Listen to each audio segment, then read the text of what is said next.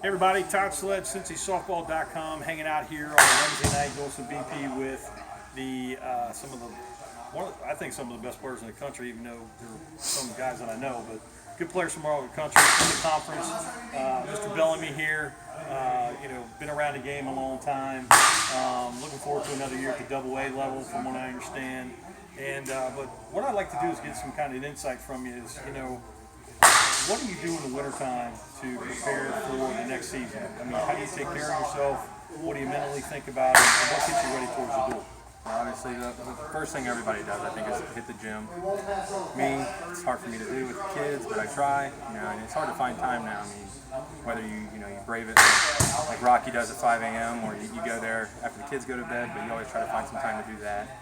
And then obviously, we're lucky enough to have Brandon Bellamy at Impact Baseball Academy here in Blue Ash, and we get to come in here and hit on this hit tracks. It's unbelievable how nice it is, and you get to come up here and work on your craft as much as you possibly can on an indoor level, since you live in Cincinnati and you can't get out and do it like people down south. Exactly.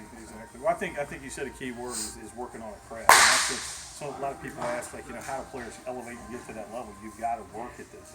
Unless you're just a natural athlete freak, but you do got to work at it. Sure. Definitely. I mean, the key to move up in softball isn't during the season. It's the off season. I mean, the off season's huge, and you get what you put into it.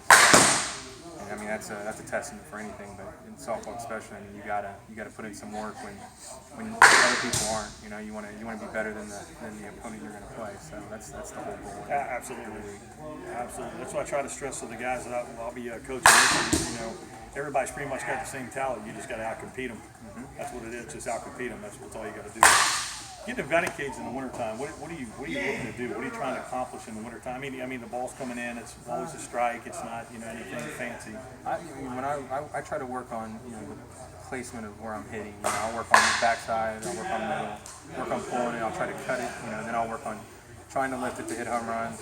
Something like this, where the hit tracks, where you're watching a video, you're self-hitting a different baseball. Right. It's hard not to try to hit it out every time, but I mean, you definitely got to work on it. Work on your backside swings and stuff like that. But the key to being a good hitter is to all sides of the field, not just pulling it and trying to hit it as far as you can. You only get so many home runs, even at the top level. And you got to work on setting up your big boys to be able to eat, I guess you can say. Right. So. Exactly. One of the things I've always been curious about is, like you said, you're inside most of the winter, and then all of a sudden you jump out on the dirt and you've got these 220-mile-an-hour ground balls. Yeah. How do you get ready for something like that? You don't. You don't. I guess you can go in like Happy Gilmore and go into the batting cages where it's throwing 100 and try to catch them. But no, you don't. I mean, to be honest, the conference level, the balls are hit so hard, and honestly, it's the ones actually that are slow, the ones that get you because you start thinking about it. But I mean, it's a lot of practice and preparation, and just mentally being mentally tough and working on trying not to make that error. So yeah, that's what it is, mental toughness. That's for sure. Back with some of the guys you originally started back, D-ball. Where are you going to be at? You going to be in the same kind of area in the infield? Shortstop. So hopefully I can live there for the whole year. We'll see what happens, but. Hopefully we don't dehydrate like we did a few years back from there. But that's all. With all seasons, with that. But yeah, I'm excited. I think we got a real good team. We're bringing back the core of what they call the PRI guys from last year on our Reds team. Our Reds team last year we went above and beyond our expectations. Yeah. Watching you guys. Top 5. I don't know how many times I finished top 5, but it was a lot of Sundays, which we weren't used to in the conference. Which was that's remarkable. Finishing, I think we finished 3rd or 4th in third actually. In the Smokies was huge. Right. And that's a huge feat to do on unlimited home runs and just built against the big boys. But our goal this year I think is to come out and to actually exceed what we did last year.